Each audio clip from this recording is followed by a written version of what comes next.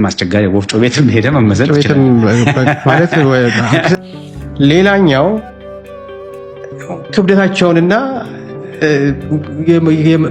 ከመጠን ያለፈ ክብደት የሚለውን እንድታወራ ፈልጋለሁ። ማለት የዳያቤቲክ ፕሪዲስፖዚንግ ፋክተር ስለሆነ ፋክተሮች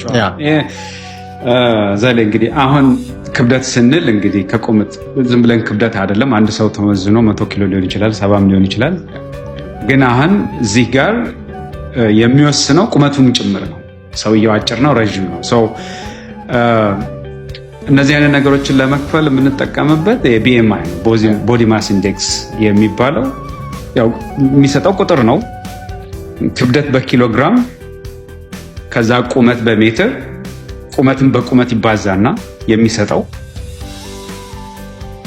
ለክብደት ሲካፈል ቁመት በቁመት ነው። ስለዚህ ይሄ የሚሰጥህ ቁጥር ቦዲ ማስ ኢንዴክስ ይባላል። ይሄ አንድን ሰው ወፍራም ነው ቀጫጫ ነው ብለህ በአማርኛ ይሄ አንደር ዌይት ነው ኦቨር ዌይት ነው ኦቨርስ ነው ብለህ ልትከፍለው ትችላለህ። ለምሳሌ ከ18.5 በታች ከሆነ ሰውየው አንደር ዌይት ነው የሚባለው። ይሄ የምግብ ሰፖርት ይፈልጋል። እንደዛ ሁሉ ከ18.5 ከ24.9 ከሆነ ኖርማል ነው። ከ25 በላይ ከሆነ ነው አሁን ችግሩ የሚመጣው። ሰውየው ከ25 እስከ 29.9 ከሆነ ኦቨር ዌይት ነው የሚባለው። ከሚፈለገው በላይ ክብደት አለው ማለት ነው። ይሄ ነው አንዱ እንግዲህ የምናወራው እና ከ30 በላይ ከሆነ እዚህ በእንትን ተርሞ ኦቨርስ ነው የምንለው። በአማርኛ እንግዲህ ምን እንደሚባል አላውቅም። እሱ በቃ ከልክ ያለፈ ውፍረት ልንለው እንችላለን። ስለዚህ ይሄ አንድ ሰው ክብደት ብቻ ተለክቶ ስክሪኒንግ ሊሆን አይችልም። ቦዲ ማስ ኢንዴክሱን ማየት አለበት። ስለዚህ ከ25 እስከ 30 ድረስ ካለ በተለይ ለኢትዮጵያውያን ደግሞ ከ23 ጀምሮ ነው የሚባለው።